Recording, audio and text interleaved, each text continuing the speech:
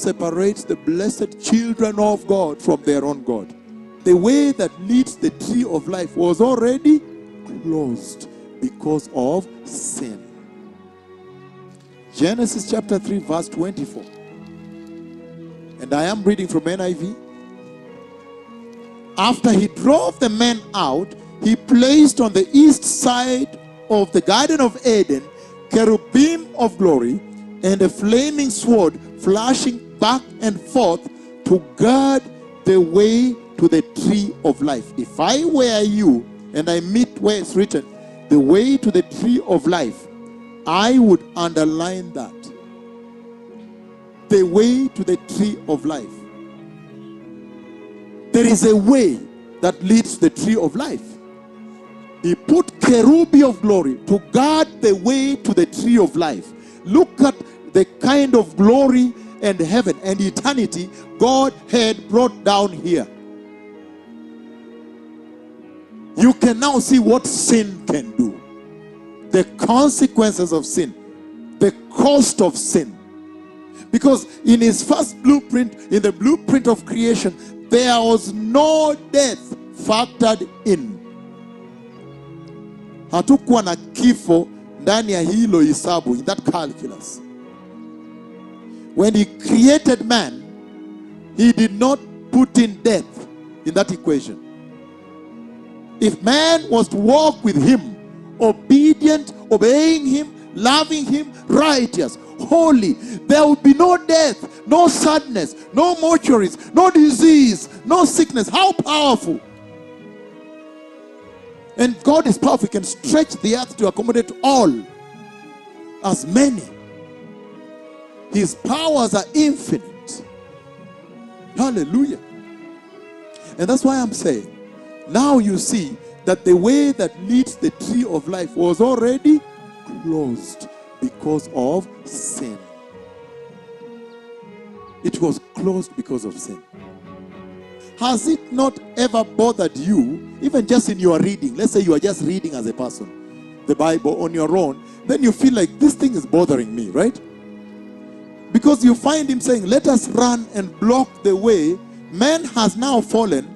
Let us run and block the way that leads the tree of life, lest they go in there with a fallen sin and take from the leaves and eat and live forever. Has it ever bothered you that, wow, does it mean if they ate from the leaves of the tree of life with their sin, they could have lived sinful eternally without dying? Now, I want to move stepwise, because when he engaged now, he went ahead and he engaged with them. He went to Adam and Eve. In fact, look at this now. He makes steps.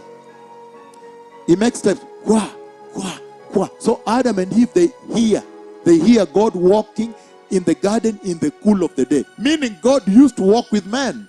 The way Enoch walked with God and never saw death. How powerful that was. Hallelujah. We would be walking with God and never see death. These things of disease, cancer, what would not be here. There will be no evil. Nobody, you would not fear that someone going to steal what of you. You would leave everything there.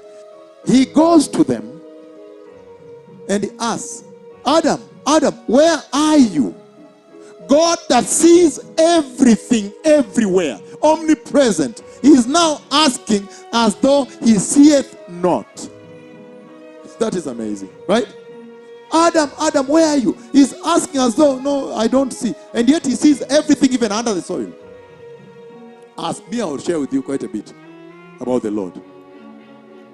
And I said, that kind of asking was reminiscent of the Lord, who is saying that, well, the one I see now hiding under that tree, and the snake is next to him coiled with a tongue like this. The snake's eyes are open now, wondering what is next.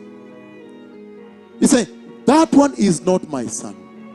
So you could tell kind of a denial. He said, that's not the one I created. No, not that one. Not that one. I'm looking for my own son, the one I love so much. So much, so much. And gave him, in fact, I devolved power, devolution. He's asking as though he cannot see, and yet he could see exactly where they're hiding. Adam, where are you? Then says, oh, I heard you walking in the garden and ran away. A fellowship that was so close,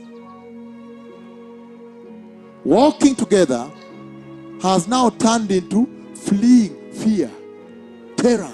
I feared him, I ran away. Oh, sin is bad. Sin is bad, beloved people. Separates you from God. Sin separates the blessed children of God from their own God.